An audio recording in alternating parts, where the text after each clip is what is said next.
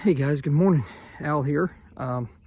Pulling soil samples today. Gonna do a little, maybe a blog or just a couple of videos on this, hopefully. One of the things that I've learned from my buddy Caleb was, using GPS. And I've made reference to this on several podcasts.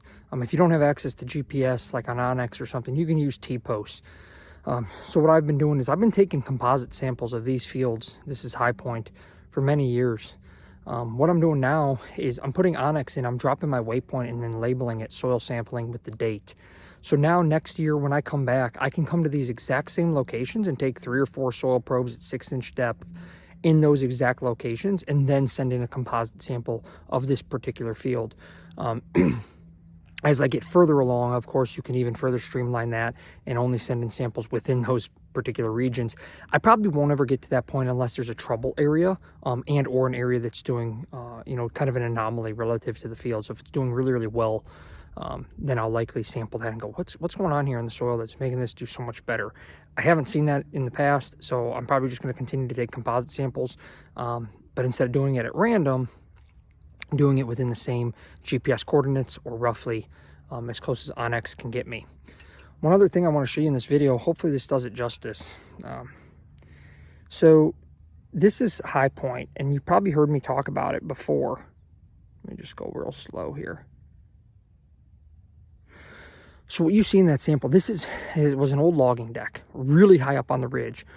So your water retention's an issue, and of course compaction. This has been in the Vitalize Seed program. Well, before I even started the company with Jared, I had been using Vitalize Seed mixes on this particular field. And we're seeing great germination, growth, attractiveness, browsability, etc. But what I want to show you, and you'll notice in that probe, is how this soil is very dry, number one. And it also has kind of a orangish color, especially as you get down into the soil profile. But now on the top, I don't know. Oh no, I just lost a piece of it. But on the top inch or so, what you had noticed in that sample is the dark coloration of that soil. And what that is just simply building up the biology, the organic matter, etc., all up on top of that, the aggregation, on top of that, first inch, half inch. So I want to keep that in mind, guys. These are things we can visually observe when we're soil sampling, or even with a shovel, that you don't necessarily need a lab to tell you.